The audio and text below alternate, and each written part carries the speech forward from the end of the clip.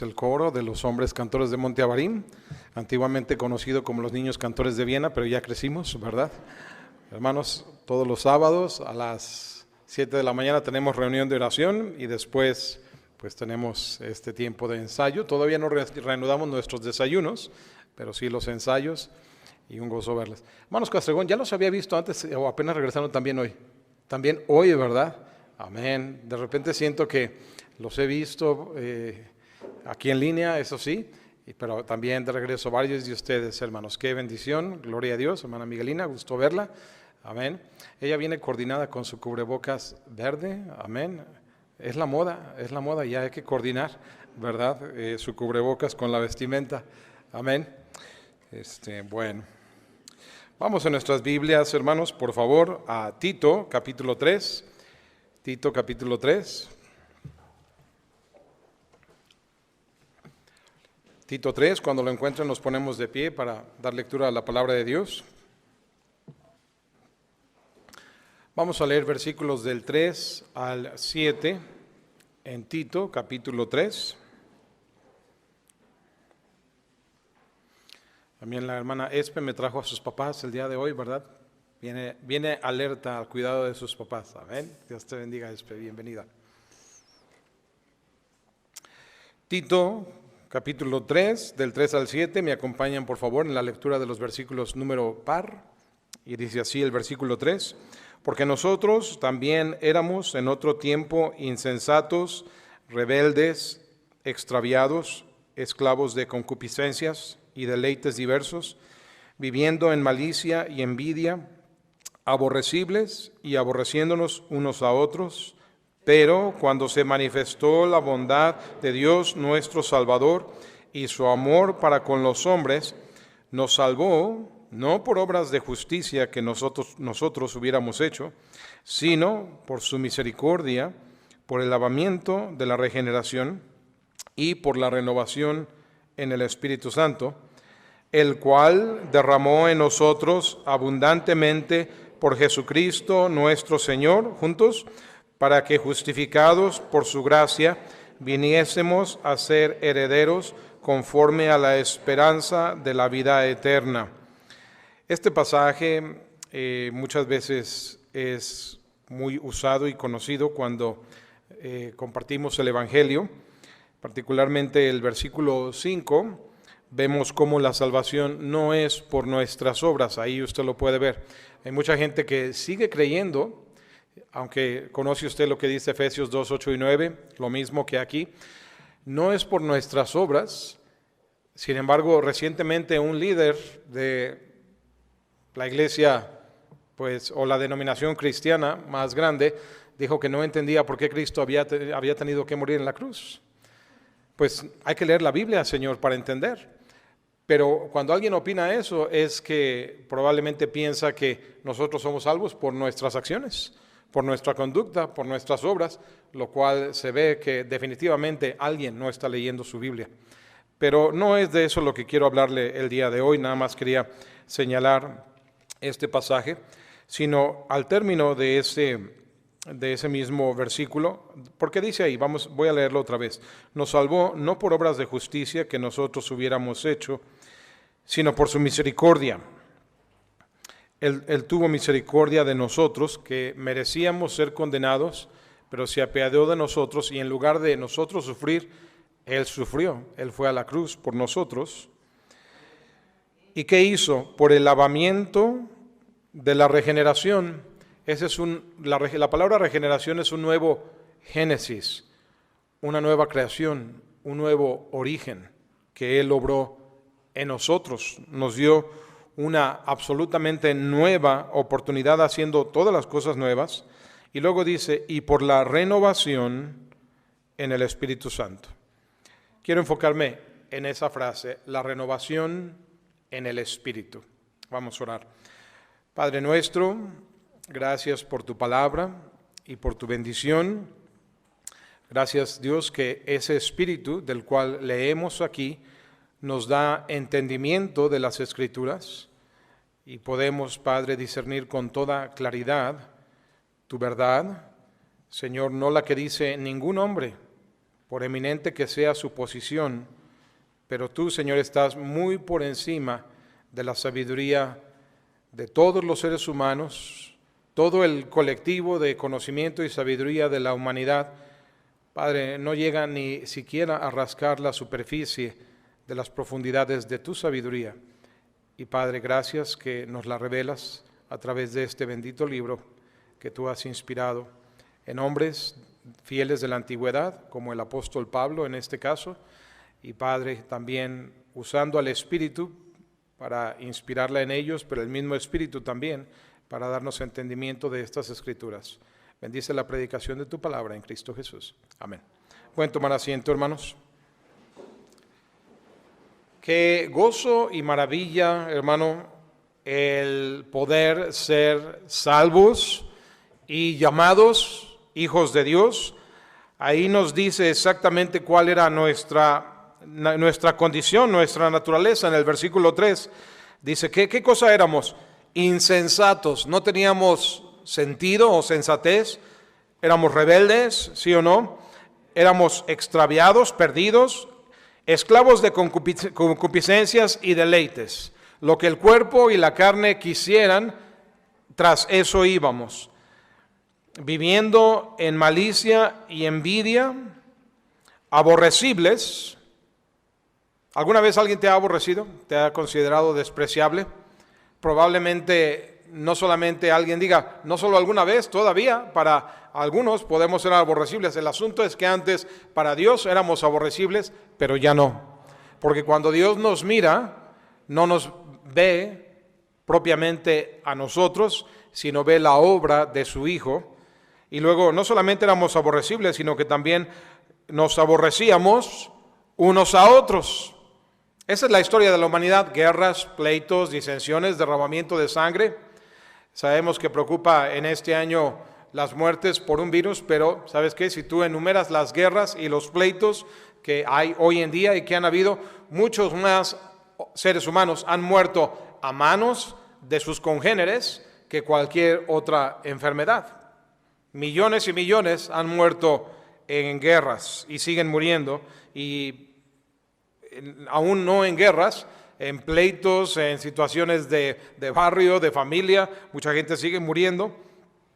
Pero gloria a Dios, cuando se manifestó Dios, ahí el versículo 4 empieza con un pero, y ese pero es cuando Dios se manifiesta. Qué gran cambio operó de todo lo que éramos, cuando se manifestó la bondad de Dios nuestro Salvador.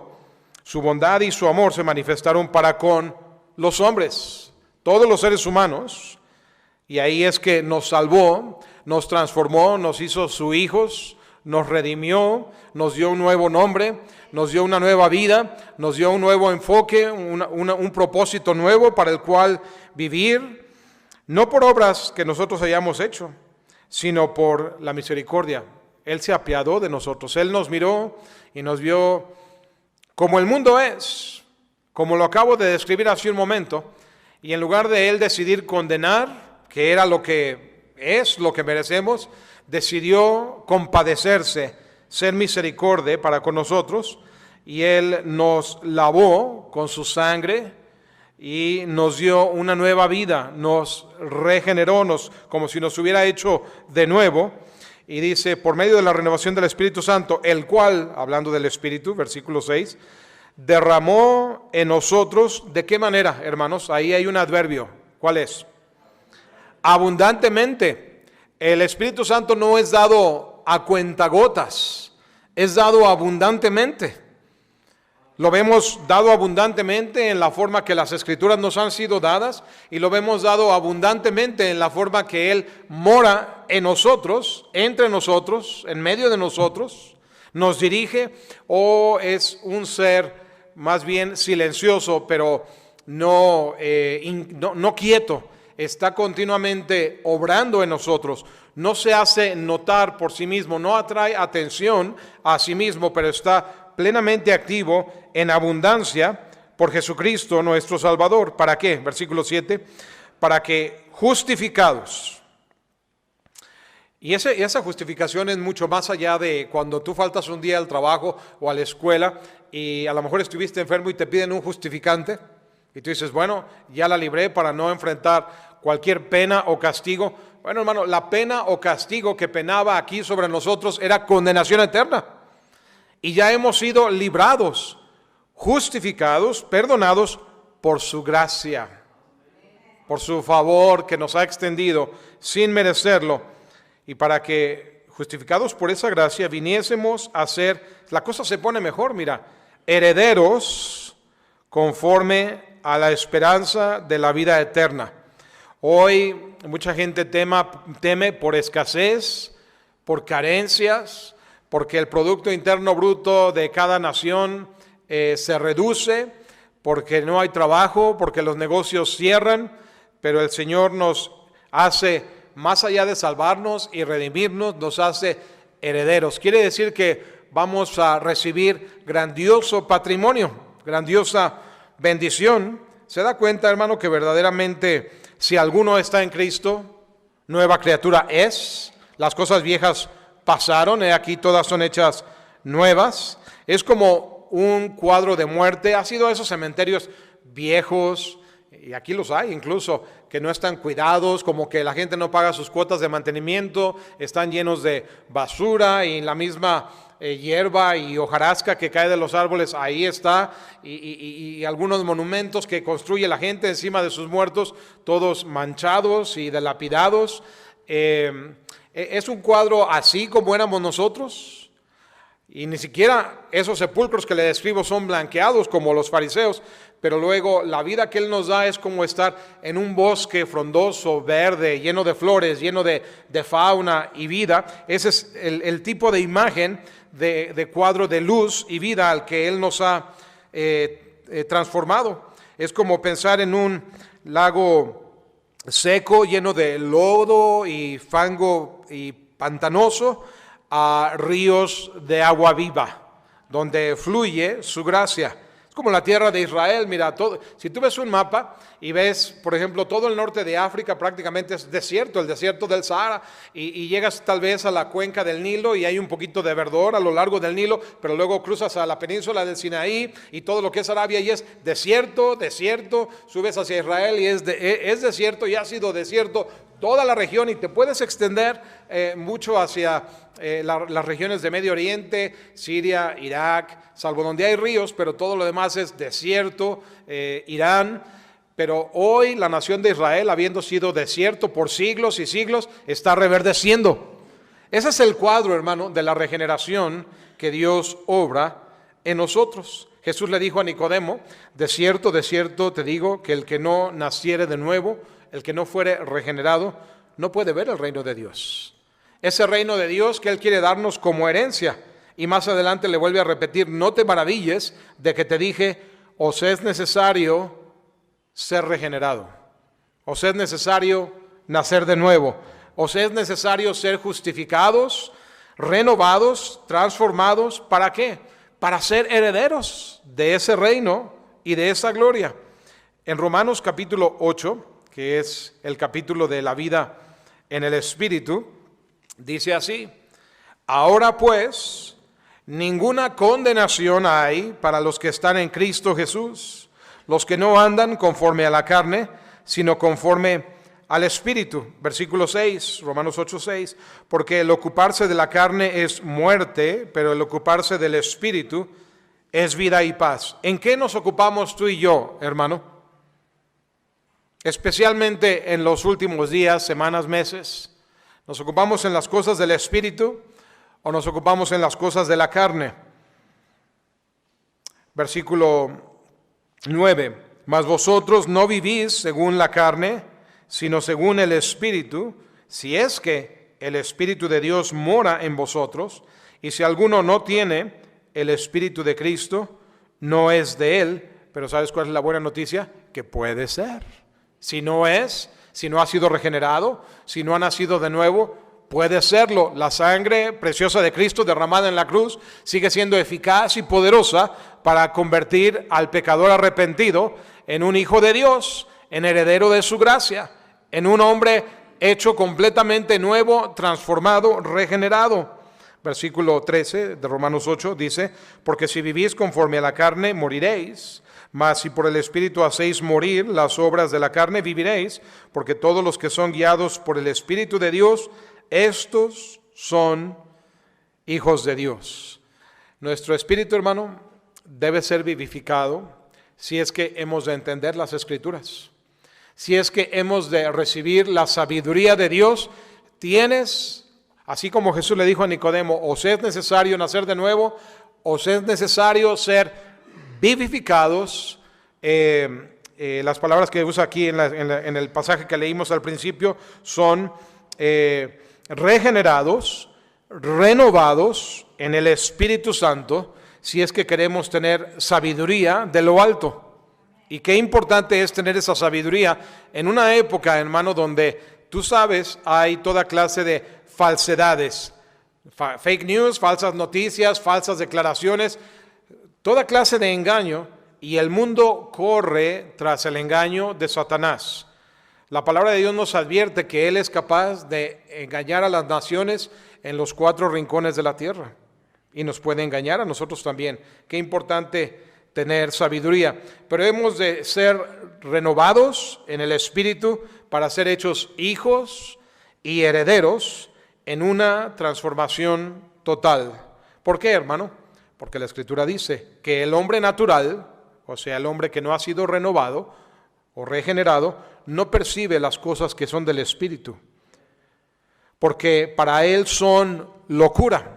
Trata tú de predicar el Evangelio a una persona inconversa, y aún si ha de creer en ese Evangelio, le es dada una medida de fe por el mismo Espíritu para poder creer esa base de doctrina, ese ABC de entrada en el reino de Dios. Aún el mismo Espíritu tiene que darle una pequeña medida de fe para que él, por medio de ella, pueda creer y ser transformado.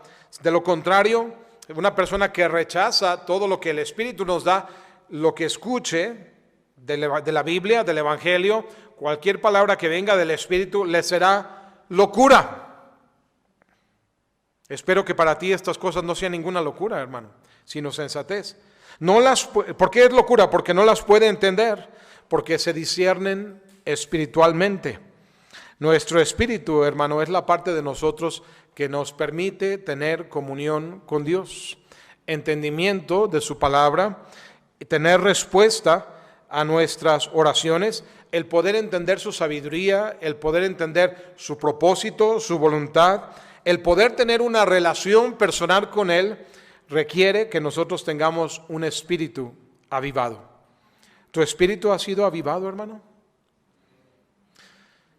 Entonces debería ser evidenciado, y gloria a Dios por el amén, pero debería ser evidenciado más que por el amén, por el testimonio de una relación personal con Dios. ¿Tienes esa relación personal con Dios?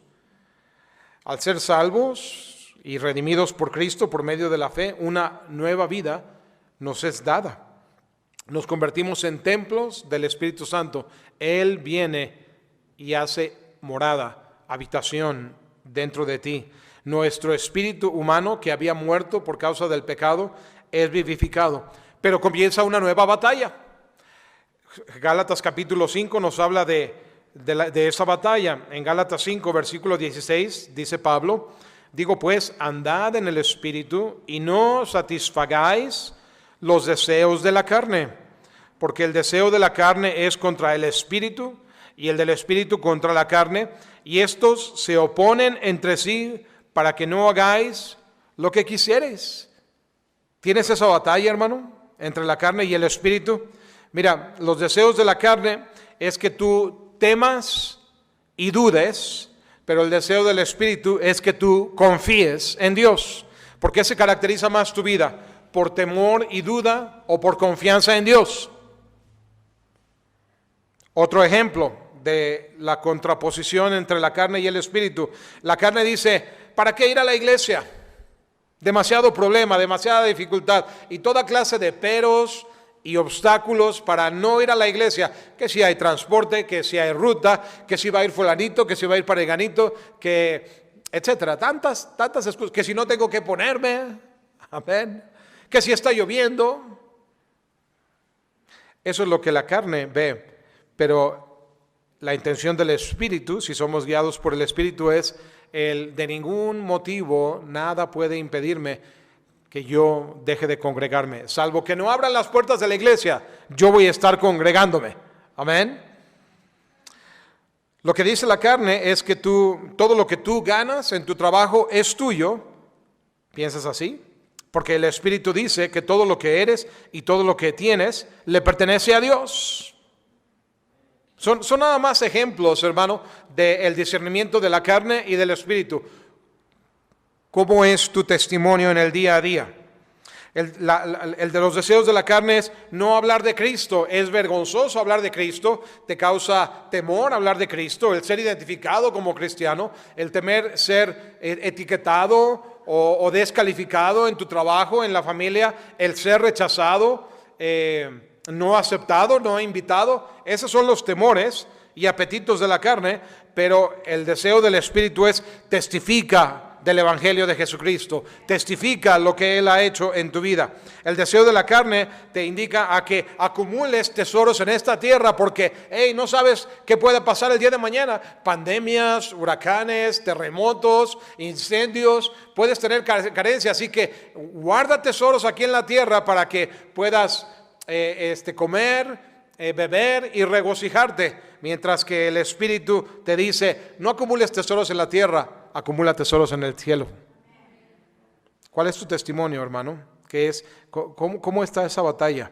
La carne dice, sigue los caminos y los ejemplos de este mundo, lo progresista, lo liberal, mientras que el que es guiado por el Espíritu te dice, sigue los caminos de Dios, sigue los caminos que no cambian.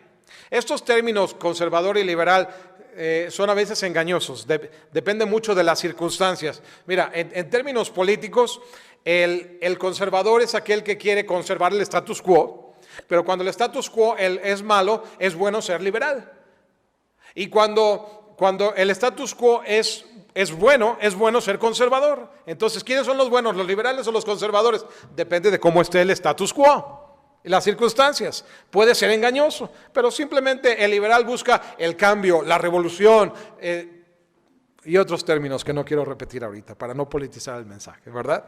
Pero el Espíritu Santo dice que te apartes de que te apegues a tu propia sabiduría, a tu propia opinión, mientras que el Espíritu Santo dice que no seas sabio en tu propia opinión. ¿Tienes esta batalla, hermano, en tu vida? Y no te aflijas si tú ves que la carne está jalando, pero siempre y cuando tú tengas la batalla, realmente sabes lo que la batalla significa, que tu espíritu está vivo y por eso es que hay batalla. El hecho de que tengas una dificultad desde que eres salvo y tu vida parece complicarse, es una buena señal de que has nacido de nuevo. Si no tuvieras batalla y estuvieras nada más en los deseos de la carne y cómodo ahí, es señal de que no has nacido de nuevo y por eso no tienes ningún conflicto. ¿Cuánta gente está feliz con su botella, con sus drogas, con su pornografía, con su infidelidad, y no les pesa en lo más mínimo? Ese es el marco de vida que ellos tienen y no quieren saber nada más. No hay lucha entre la carne y el espíritu ahí. ¿Por qué? Porque el espíritu no ha sido avivado. Cuando tú has nacido de nuevo y tu espíritu ha sido regenerado y renovado, es allí donde vas a encontrar la batalla. No te aflijas porque es la batalla. Claro, hay que pelear la batalla. No queremos ser vencidos por lo malo o por los deseos de la carne. Y podemos ser fortalecidos en el espíritu porque la Escritura nos dice que nos es dado en abundancia, no en escasez. Tenemos lo que necesitamos para ganarle la batalla a los deseos de la carne. Pero eso si andamos en el Espíritu, si fortalecemos al Espíritu, si hacemos caso de su influencia. Qué grandiosa oportunidad, hermano, nos es dada de ser regenerados y renovados en el Espíritu. El poder ceder el control de tu vida a Él. Es como si tú vas a tomar un vehículo y mira, aquí está el hermano Marquette, él es piloto, ¿verdad?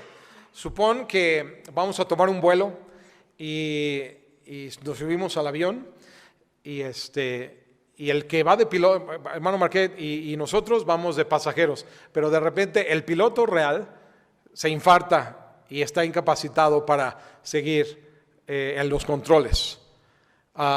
¿Qué dirías? Vamos a tomar una votación a ver quién es el que, a ver a quién le toca, o unos palitos, ¿verdad? A ver cuál es el premiado y qué se vaya a pilotear. No, hermano, no lo haríamos así. Diríamos todos, hermano Marquet, para tantos años de experiencia, tome los controles, el que sabe. Y hermano, esa es la oportunidad que nosotros tenemos. ¿Para qué quieres tener tú el control de tu vida cuando hay alguien perfecto, que no comete errores, que te va a llevar a puerto seguro? Y ese es el Espíritu Santo de Dios.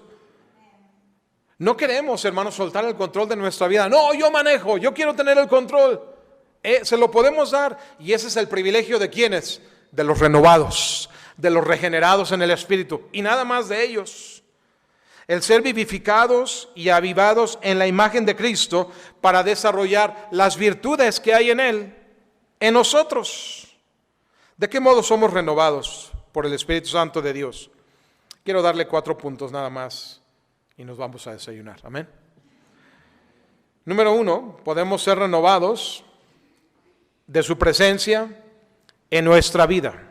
Renovados de su presencia en nuestra vida. Van a ser 4 P's, 4 palabras que empiezan con P. La primera es renovados de su presencia en nuestra vida.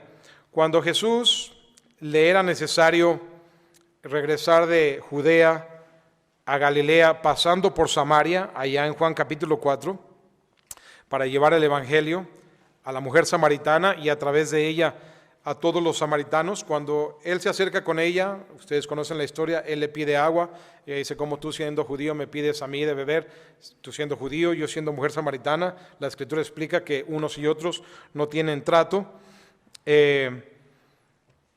Luego Jesús le dice, si conocieras el don de Dios, ¿y quién es el que te dice, dame de beber? Tú le pedirías, y él te daría agua viva. La mujer no parece entender. Le dice, Señor, no tienes con qué sacar, no tienes herramienta, no tienes tu cubeta, tu cuerda, ¿con qué vas a sacar tu agua para darme a mí agua? Jesús hablaba raro, agua viva. Si supieras quién soy yo, tú me pedirías a mí. Tú no tienes con qué sacar, le dice ella. El pozo es hondo. ¿De dónde pues tienes el agua? Y yo pienso que, con un signo de interrogación en su rostro, ¿viva? ¿Agua viva? ¿Qué es agua viva? ¿Acaso eres tú mayor que nuestro padre Jacob, que nos dio este pozo, del cual bebieron él, sus hijos y sus ganados? Respondió Jesús y le dijo, cualquiera que bebiere de esta agua, la del pozo, volverá a tener sed. Mas el que bebiere del agua que yo le daré, no tendrá sed jamás, sino que el agua que yo le daré será en él una fuente de agua que salte para vida eterna. Y sabes que la mujer le creyó y siguieron hablando y ella se convirtió y se convirtieron los samaritanos. ¿De quién hablaba Jesús? Ahí mismo en Juan capítulo 7 y en el versículo 37, al final del versículo, Juan 7, 37, al final del versículo, Jesús se puso en pie y alzó la voz diciendo, si alguno tiene sed, otra vez el asunto de la sed y el agua, venga a mí y beba. El que cree en mí, como dice la Escritura, de su interior correrán ríos de agua viva. Y la Escritura lo explica. Juan, el apóstol, explica, esto dijo del Espíritu que habían de recibir los que creyesen en él, pues aún no había venido el Espíritu Santo, porque Jesús no había sido glorificado. Qué hermosa la Escritura, que se explica a sí misma y nos habla que el Espíritu Santo representa esa agua viva, esos ríos de agua viva que de nosotros fluyen, y su presencia nos fue prometida y la promesa ya se ha cumplido y nos ha sido dado abundantemente. Hermano, hermana, estamos echando mano del don de los ríos de agua viva, de la presencia del Espíritu Santo en nosotros. ¿Sabes que el Espíritu Santo es una persona tan real como Jesús? Igual a Jesús. Él dijo, yo me iré, voy a preparar lugar, vendré por vosotros, pero no os dejaré huérfanos. Habrá otro Consolador. Y la palabra otro en el griego va más allá de nada más decir otro. Hay palabras en el griego para decir otro diferente y hay palabras para decir otro igual. Y la palabra usada ahí es otro igual que yo, otro igualito a mí. El Espíritu Santo es Dios, es una persona real, tanto como Cristo es real y vive en ti. ¿Eres consciente, hermano, de la presencia del Espíritu Santo dentro de ti? Yo en alguna ocasión le he comentado que uno de mis miedos en la vida era estar solo, no físicamente. He ido al campo y he estado yo solo acampando, pero estar solo moralmente, abandonado. Desde que Cristo vino a mi vida, nunca he vuelto a tener ese temor. Nunca estoy solo. Él mora en mí, Él está en mí. A veces no somos conscientes, a veces lo apagamos, a veces estamos distraídos, pero nunca estamos solos. Puedes hablar con el Espíritu Santo. Él te responde, no en una forma audible, pero Él nos habla y tú lo sabes. El día que yo fui salvo, yo buscaba algo y yo podía oír en mi corazón una voz que decía, esto es lo que andabas buscando. Yo buscaba, no sabía qué cosa. Cuando me fue dado el Evangelio, casi como si fuera audible. No fue audible, pero podía escuchar una voz que me decía, esto es lo que andabas buscando. Esto es aquello de lo que tú tenías hambre y sed. Él me encontró a mí. Y así Él nos habla, siempre y cuando nosotros seamos dóciles a su voz, obedientes a su dirección. Así como Satanás puede venir también y no escucha su voz audiblemente, pero tiene capacidad de entrar en tus pensamientos. ¿Cómo lo hace? Son espíritus. No estamos nosotros en ese ámbito para, vamos a decir, explicar exactamente cómo lo hace, pero esas tentaciones vienen, tú dices, ¿de dónde vienen a veces tales pensamientos? De la misma manera, así también el Espíritu Santo obra en nosotros.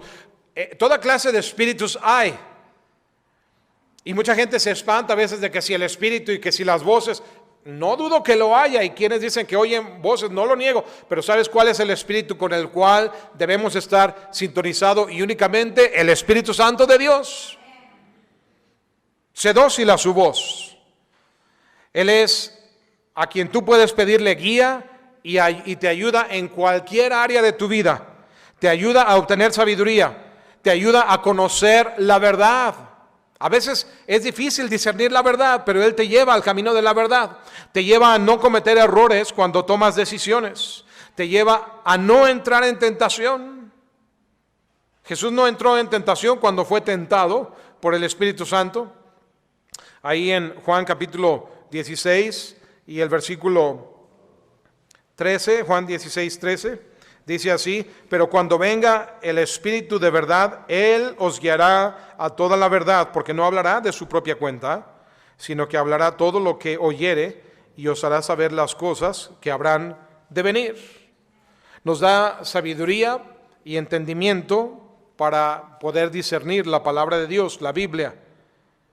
¿Sabes a qué nos ayuda? Nos ayuda a controlar nuestro temperamento. Nos ayuda a controlar nuestras emociones y lo que hemos de hablar, nuestras palabras, hablar con sabiduría, hablar con propiedad, adecuadamente, acertadamente, pero también a no cometer errores con nuestra lengua. Santiago capítulo 3 nos habla de los peligros que hay en una lengua descontrolada, pero no lo habrá si somos guiados por el Espíritu. ¿Cuántos problemas, hermano, podrías ahorrarte con una lengua controlada por el Espíritu Santo? ¿Cuántos matrimonios estarían todavía casados? Y estoy hablando de matrimonios cristianos, si el Espíritu Santo hubiera controlado esa lengua. Él te ayuda también a controlar tus emociones como el desánimo, como la depresión, como la ira, como la cólera, como el enojo. ¿Reconoces su presencia, hermano? Que puedas tomar decisiones acertadas y vencer los deseos de la carne. ¿Reconoces su influencia en tu vida? ¿Puedes reconocer su voz cuando Él habla? Si no lo reconocemos, si si lo ignoramos, si lo tratamos como una persona no bienvenida, ¿sabes qué? Como siempre Dios hace, se hace a un lado. Dios quiere venir por invitación. He aquí yo estoy a la puerta y llamo. Si alguno oye mi voz y abre la puerta, entraré en él. Es por invitación que él entra, por aceptación. No se fuerza, no se obliga en tu vida. Tienes que clamar a él, tienes que pedir. ¿Cómo puedes tener la llenura del Espíritu? Si vosotros siendo malos sabéis dar buenas dádivas a vuestros hijos. No hay quien un hijo le pide un pan y le da una piedra, o un huevo y le da una serpiente. ¿Cuál es la otra? Un pescado y le da una serpiente, y no sé qué, y un huevo y le da qué otra cosa, un escorpión. No. Pues si vosotros siendo malos sabéis dar buenas dádivas a vuestros hijos, ¿cuánto más vuestro Padre Celestial dará el Espíritu Santo a quienes? A quienes sencillamente se lo pidan. Tan sencillamente como un niño viene con el padre y le dice, quiero pan, quiero un pez, quiero un huevo. Así podemos pedir esta necesidad. De lo contrario, él se hace a un lado, él se apaga, él se contrista, él se aflige. Hermano, te pregunto en esta mañana, ¿está presente abundantemente y activo el Espíritu Santo en tu vida? ¿O más bien está apagado? La respuesta depende totalmente de ti. Así que, número 1, hermano, Él nos renueva a través de su presencia en nuestra vida. Número 2, nos renueva a través de su poder. En Hechos capítulo 1 y el versículo 8 hay una preciosa promesa. Hechos 1:8, ustedes lo conocen bien. El Señor Jesús promete, pero recibiréis poder cuando haya venido sobre vosotros el Espíritu Santo. ¿Y para qué es el poder? ¿Y para qué es el Espíritu Santo? No es para tener los dones del Espíritu Santo o los atributos y aptitudes del Espíritu Santo para que nadie se los cuelgue como una medalla y de alguna manera eso me gane un estatus en la iglesia. No es para hacer alarde de lo que el Espíritu Santo me ha dado. Es para hacerme testigos, dijo Jesús. A ellos les dijo en Jerusalén, en toda Judea, en Samaria y hasta lo último de la tierra. Sí, para hacer una influencia en otros, para Cristo, para llevar el Evangelio, para hacer su voluntad, para ayudar a otros a crecer en gracia, para glorificar el nombre de Dios, para tener victoria sobre las acechanzas de Satanás, para no encontrarnos desvalidos o destituidos en esta batalla entre nuestra persona y principados, potestades, huestes espirituales de maldad en regiones celestes. Pero también el Espíritu Santo nos es dado para tener su mente, para tener su discernimiento, para tener sus pensamientos, para entender y hacer realidad sus propósitos, para ser instrumento de su gracia, instrumentos en sus manos. Somos llenos del poder del Espíritu Santo para que el propósito de que todas las cosas ayuden a bien se hagan también a través de nosotros, que seamos los agentes a través de los cuales Él lleva a cabo su obra, porque Él mora en nosotros. Recuerda que cuando venga el arrebatamiento de la iglesia es quitada y juntamente con la iglesia el Espíritu Santo es quitado también. ¿Por qué? Porque el Espíritu Santo mora en la iglesia, en el cuerpo de los creyentes. Amén. No es maravilla, hermano, dice la palabra de Dios, porque el mismo Satanás se disfraza como ángel de luz, pero el Espíritu Santo, a pesar de que nosotros somos incapaces de enfrentarnos a Satanás, es en el Espíritu Santo que tenemos poder para vencer sus acechanzas. No para desafiarlo. Mira, todo lo que haga Satanás, tú no tienes que tener ningún diálogo con Satanás. Tu diálogo debe ser con Dios. En el poder del Espíritu, la dirección de Dios. Él pelea nuestras batallas, pero Él nos empodera con la presencia de su Espíritu. Sed sobrios y velad, porque vuestro adversario el diablo, y no hay mejor manera de ser sobrio que ser lleno del Espíritu Santo y estar velando bajo su dirección. El diablo, como león rugiente, anda alrededor buscando a quien devorar. Si somos dóciles para obedecer, hermano, podemos pedir y contar con su poder, y Él lo hará. Él hará los propósitos para el cual Él nos ha llamado. Y podemos estar seguros, hermano, que su poder fluye, así como fluye su amor, y no lo podemos contener. Si tú meditas en el amor de Dios, eso te mueve a amar. Tú meditas en la presencia del Espíritu Santo y la abundancia de su presencia. No puedes, hermano, sino pensar en sus propósitos y abundar en ellos. Número 3, no solamente nos renueva a través de su presencia en nosotros y de su poder, sino también nos renueva por medio de su plenitud en nuestra vida, su plenitud. Pablo escribió a los Efesios diciéndoles: no os embriaguéis con vino, en lo cual hay disolución, más bien sed llenos del Espíritu. Nos hace una contraposición, y tú puedes hacer un estudio, hermano, si gustas, acerca de todo lo que es alcohol y sidra y vino y todo lo que es bebida embriagadora, y le puedes agregar también a aquellos términos que tienen que ver con hechicería, porque la palabra de origen para hechicería es pharmakeia en el griego, de donde se deriva nuestra palabra farmacia o droguería, y hoy en día, siendo un problema tan grande el uso de las drogas, uso de alcohol, uso de drogas, uso de cualquier sustancia para cambiar nuestro estado de ánimo, va en contra de ser guiados por el Espíritu.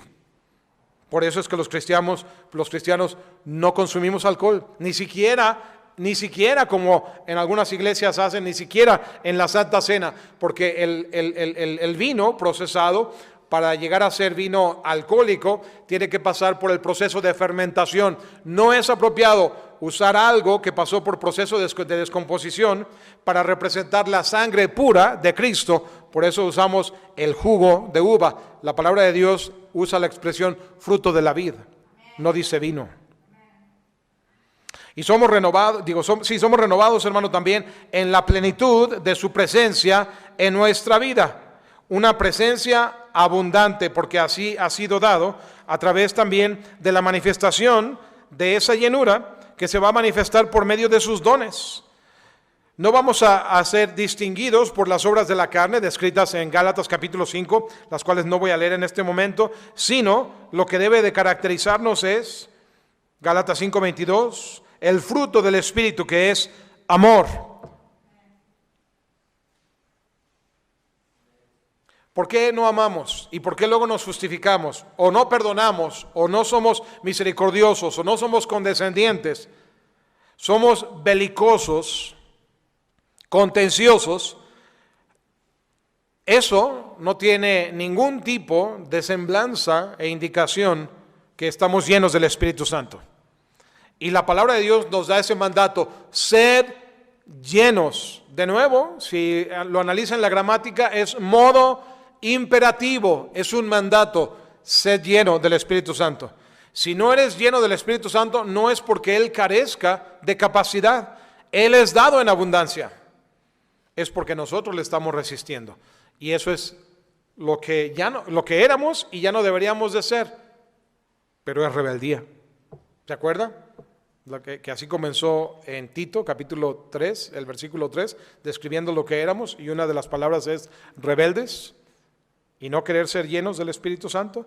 Porque si lo somos, hermano, ¿cuántos problemas se arreglarían al instante en amor y en gozo y en paz? Oh, qué bendición esas tres cosas, esas tres cualidades. Si el fruto del Espíritu no fuera más que tres ingredientes: amor, gozo, paz, nuestros hogares ya serían hogar, dulce hogar. Pero son 9 los ingredientes. No para ahí, en amor, gozo y paz. En paciencia, un buen cuarto ingrediente por si llegáramos a flaquear en alguna de las cosas anteriores. Amor, gozo, paz. Y luego, mira, alguien puede decir: pastor, es que yo quiero ser amoroso y gozoso y pacífico, pero luego llega fulano, llega perengano y me colma la paciencia. Gloria a Dios que el Espíritu Santo ya lo tenía todo fríamente calculado.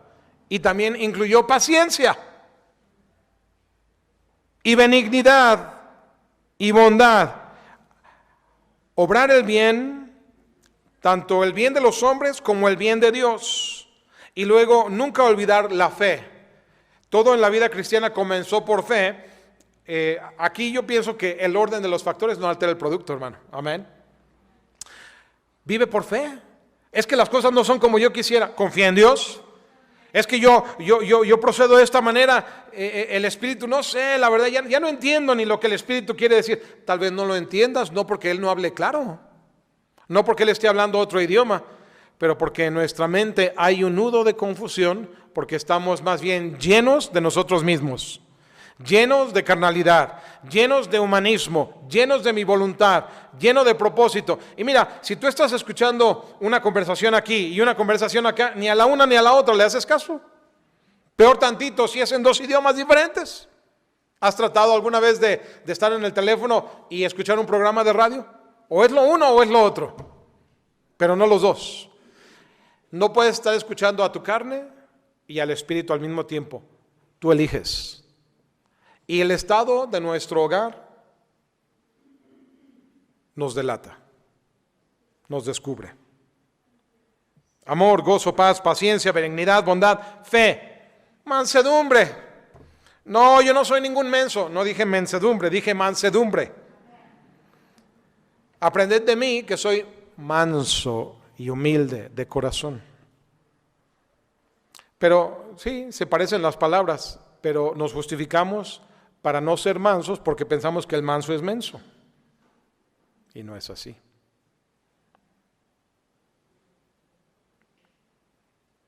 Ya con esos 8 ingredientes cambiaría nuestro hogar. Y queda todavía templanza. Tener temple. Tener dominio propio. Tener control de nosotros mismos. Todo eso se logra. Qué rico y qué abundante es el fruto del Espíritu. Si te dicen, mira, qué sé yo, vamos a decir que saliera una planta, una leguminosa, que te dice, con tú te tomas, vamos a decir que fuera como un diente de ajo, con este diente de ajo se te quita el coronavirus, se te quita la influenza, se te quita el cáncer, se te quita lo llorón, se te quita lo hipocondriaco, se te quita hasta la suegra, no, se te quita todos los males. Tú lo querrías, hermano, porque tú dices, oye, qué potente es este contenido. ¿Te lo tomarías o no te lo tomarías? Fácil que lo harías. Hermano, ¿te das cuenta de la potencia que hay en el fruto del Espíritu? Y está disponible para los que se lo pidan. Si buscamos ser llenos de su Espíritu. Juan capítulo 14, 15 y 16, el Señor hablaba de la promesa del Espíritu. Juan 14, versículo 16 dice, y yo rogaré al Padre y os dará otro consolador para que esté con vosotros para siempre, el Espíritu de verdad, el cual el mundo no puede recibir porque no le ve ni le conoce, pero vosotros le conocéis. ¿Es cierto esa declaración de Jesús? Bueno, Él no miente, pero la pregunta, ¿eres tú del grupo? ¿Eres tú de la familia? ¿Verdaderamente le conoces o lo ignoramos? No que lo ignoremos ni siquiera voluntariamente, que lo ignoremos por falta de conocimiento. Y eso no es culpa de Él se da a conocer. Si lo ignoramos es porque estamos demasiado llenos de basura o llenos de nosotros mismos, llenos de humanismo. Pero vosotros le conocéis porque mora con vosotros y estará en vosotros. Él nos guía hacia la verdad. Él considera, hermano, el privilegio y el poder de ceder tu mente, tu espíritu, tu alma, tu cuerpo a la influencia y guía del Espíritu Santo de Dios. Él es nuestro Dios, Él es tu amigo. El Espíritu Santo es, ¿qué amigo nos es Cristo? Cristo, mi íntimo amigo, el Espíritu Santo también. Es consolador, es constante y fiel compañero. Él siempre va delante de ti viendo por tu bien. Su presencia en ti es lo que te hace distinto del mundo, porque el mundo no le conoce. Pero si tú hallas que tú no eres distinto del mundo y los problemas de tu casa son los mismos problemas del mundo, entonces eso es evidencia que tú, hermano, no le conoces. ¿Por qué resistirlo? ¿Por qué apagarlo? ¿Por qué contristarlo? Pídele ser lleno de Él. Pídele mayor conocimiento de Él. Pídele que te guíe en tus pasos. Y luego que te lo muestre, hazle caso. No seamos de que, ay Señor, ¿cuánto te necesito? Escuchamos lo que dice, no creo que me convenga. Y nos salimos con la nuestra. Y número 4, no solamente nos renueva en su presencia, en su poder, en su plenitud. Y número 4, en su propósito. En su propósito para nuestra vida. ¿Cuál es el propósito de Dios para tu vida? Específicamente para ti, diferente a la persona que está a tu lado. Cada uno debemos encontrarlo. Yo nunca te voy a decir, jamás, no se lo digo a nuestros hermanos que se preparan en los institutos, no se los digo a nuestros misioneros, tú tienes que encontrar la voluntad de Dios para tu vida. Tú tienes comunicación con Dios, caminas con Él, tienes su Espíritu, Él te lo va a revelar, te lo puede revelar, te lo quiere revelar, pero tú lo quieres conocer, encuéntralo, pídele que te lo muestre, Él lo va a hacer. No va a tener Él un propósito para ti después esconderlo, pero no lo va a mostrar si Él se da cuenta que verdaderamente no lo quieres conocer. Una manera de mostrarle a Dios que quiero conocer su propósito es, hay voluntad de Dios que es específica para tu persona y hay voluntad de Dios que es genérica para todos los suyos, para todo el mundo. Si Él ve que tú no estás haciendo la voluntad que todo mundo debe de hacer, mucho menos va a creer Él que tú quieres conocer algo más especializado para ti. No te lo va a mostrar, pero si eres obediente a sus mandatos, a sus preceptos, a sus caminos, a las cosas que hace rato hablábamos en conflicto entre la carne y el espíritu, y tú le pruebas que buscas los deseos del espíritu en forma general, entonces Él empezará a abrir tu entendimiento y correr el telón para irte descubriendo su voluntad específica para ti.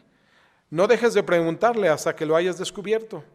No tiene que ir, pero en Isaías capítulo 14 y el versículo 24 dice así: Jehová de los ejércitos juró diciendo, ciertamente se hará de la manera que lo he pensado y será confirmado como lo he determinado.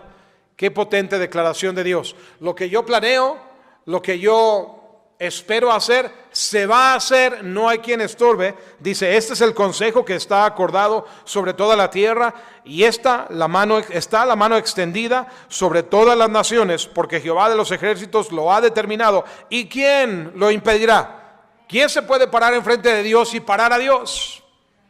¿Puedes parar el viento? ¿Puedes parar un huracán?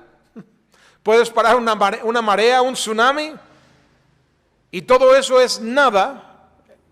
La tierra misma entera con todos estos fenómenos que acabo de mencionar son nada en comparación del poder de Dios que mide los cielos con el palmo de su mano. ¿Quién lo impedirá? Y su mano extendida, ¿quién la hará retroceder? Cuando Dios tiene un propósito, el propósito se va a hacer. La única pregunta es, ¿tú quieres ser parte del plan de Dios? ¿Sí o no? Pero de que la voluntad de Dios se hace, se hace. ¿Qué propósitos genéricos hay en la voluntad de Dios o generales? Pues la salvación de las almas, empezando por la tuya. Nos salvó, no por obras de justicia que nosotros hubiéramos hecho, sino por su misericordia, por el lavamiento de la regeneración y por la renovación en el Espíritu Santo. Porque el Hijo del Hombre no vino a buscar y a salvar, porque el Hijo del Hombre vino a buscar y a salvar lo que se había perdido. Esa es su voluntad, la salvación de los perdidos. Él es paciente para con nosotros, no queriendo que ninguno se pierda, sino que todos procedan al arrepentimiento. ¿Qué otro propósito hay de la voluntad de Dios para todas nuestras vidas? Que seamos conformados en su imagen. Sabemos, como dice Romanos 8:28, ya lo citaba, que a los que aman a Dios todas las cosas ayudan a bien, a aquellos que son conforme a sus propósitos son llamados.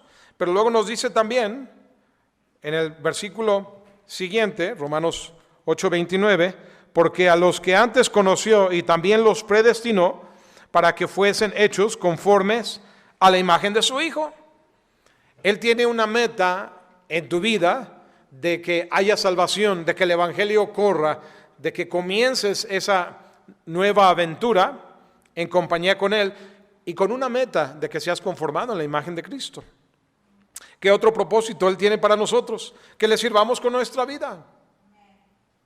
Servirle a Él. El Hijo del Hombre no vino para ser servido, sino para servir y dar su vida en rescate por muchos.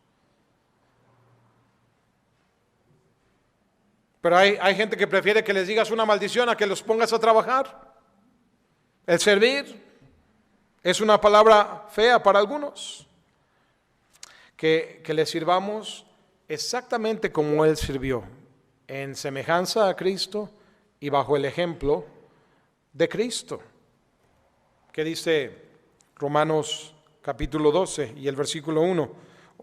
Así que, hermanos, os ruego por las misericordias de Dios que presentéis vuestros cuerpos en sacrificio vivo, santo, agradable a Dios, que es vuestro culto racional. No os conforméis a este siglo, sino transformaos por medio de la renovación de vuestro entendimiento, para que comprobéis cuál sea la buena voluntad de Dios, agradable y perfecta. Hacer su voluntad, hermano. ¿Y sabes qué otro propósito tiene Él para nuestra vida?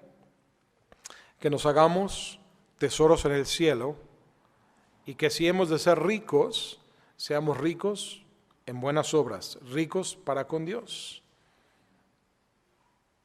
En la tierra los ladrones hurtan y la polilla mina todos los tesoros que pudiéramos hacernos aquí, pero los tesoros que nos hacemos en el cielo, hermano, nadie los puede robar de nuestra cuenta. Ya terminé, hermano, solamente unos comentarios finales.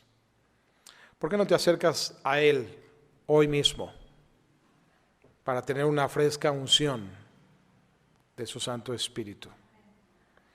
¿Sabes que podemos ser renovados en su Espíritu? O dime, hermano, ¿qué tan estancada está tu vida espiritual? Y hemos hablado de eso.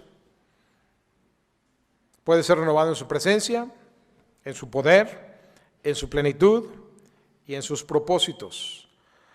Una vida guiada bajo la influencia del Espíritu Santo de Dios es infinitamente superior a cualquier hombre que vive su vida bajo su propia sabiduría, influencia, fuerza, poder o propósito. ¿No te has convencido aún de eso? ¿Cuántos errores más y fracasos y caídas más necesitas cometer antes de convencerte que la vida en el Espíritu es la condición más grande y superior que hay? Si necesitas ser renovado en el Espíritu, hermano, ¿por qué no te acercas al Señor el día de hoy? Vamos a orar. Padre, ayúdanos, oh Dios, a tener una fresca unción de tu Santo Espíritu, Señor. Una renovación de tu presencia y de tu poder y de tu plenitud y de tus propósitos. Gracias, Dios, que tú estás más que dispuesto y deseoso de hacer tu obra en nosotros. Eres tú quien quiere renovarnos, Señor, y avivarnos. Padre, somos nosotros los únicos que podemos poner resistencia. Ayúdanos, oh Dios, a entender lo que tu Espíritu nos ha dado en esta mañana y ser dóciles a tu acción. Puestos de pie, hermano, si el Espíritu Santo te ha hablado, pues aquí hay un lugar en el altar, o en tu casa quizás puedas hacer ahí un altar. No tengo quien me ayude al piano quizás en esta mañana. Adelante, por favor, hermana Lore. Y mientras los hermanos buscan el rostro de Dios y hablas con Él sobre cómo está su presencia en tu vida, su dirección, o si Él es callado, silencioso, pero no inactivo. Él responde claramente a si tú cedes a su influencia, o si lo apagas, lo resistes, lo contristas. Pero el que finalmente sufre o se beneficia de las consecuencias eres tú mismo. En formas reales. Ahí está tu matrimonio que demuestra la influencia o ausencia de la misma del Espíritu Santo. Gloria a Dios, eso puede cambiar en el momento que tú quieras. A lo mejor necesitabas escuchar este mensaje. ¿Cómo está tu relación con tus hijos, con tus padres, entre hermanos, con el prójimo en general? ¿Cómo está tu relación con Dios? Él nos lleva en el camino de luz, verdad y vida. Nos convence de pecado, de justicia y de juicio. Nos hace ver lo bueno, lo malo y las consecuencias. En tanto que los hermanos están orando, habrá alguno que diría: pastor, si yo muriera hoy no estoy seguro de mi salvación, no sé a dónde iría mi alma. Quisiera decirte que si bien todos somos pecadores y estamos condenados a una eternidad en un lago de fuego y azufre, de tormento eterno, que Cristo vino a este mundo tomando forma humana, pero sin pecado, nacido de una virgen por obra del Espíritu Santo, para enseñarnos cosas como las que oímos hoy y luego culminar su ministerio en este mundo yendo a la cruz, muriendo, siendo sepultado, pagando así las consecuencias de nuestro pecado. La paga del pecado es la muerte. Él asumió nuestra culpa en su propio cuerpo, pero 3 días después cobró de nuevo la victoria, venciendo la muerte y el pecado, resucitando y saliendo de esa tumba para luego ir y preparar una morada en gloria para nosotros, aquellos que hemos puesto nuestra fe y confianza en Él y nadie más. ¿No querrías tú tener esa bendición? Ser adoptado como hijo de Dios, tener tu nombre inscrito en el libro de la vida del Cordero, tu cuerpo hecho un templo donde mora Cristo y el Espíritu Santo de Dios, obrando en ti. Está disponible a tu petición. Si clamas a Él por fe, creyendo que Él es el Hijo de Dios, el Mesías prometido, que había de venir, que ya hizo su obra, fue sepultado, pero ha resucitado, la Biblia dice, serás salvo. Pídele que venga a tu vida y Él lo hará. Padre nuestro, te doy gracias, Señor, por tu palabra bendita y eterna, por la realidad de la obra y ministerio del Espíritu Santo, una persona real, tan real como Cristo, cómo ha sido impactado este mundo a lo largo y ancho y a través del tiempo y la historia. En el Antiguo Testamento por la promesa de quien había de venir, y ahora en el Nuevo Testamento por quien ya vino y por quien otra vez vendrá de nuevo. Padre, gracias que no nos has dejado huérfanos ni desamparados, que tenemos la presencia de tu Espíritu para entender estas cosas y, Padre, para tener tu presencia, tu poder, tu plenitud y tus propósitos en nuestra vida. Bendice toda decisión, Padre, especialmente a aquellos que claman a ti como único y suficiente Salvador, pues no hay otro más.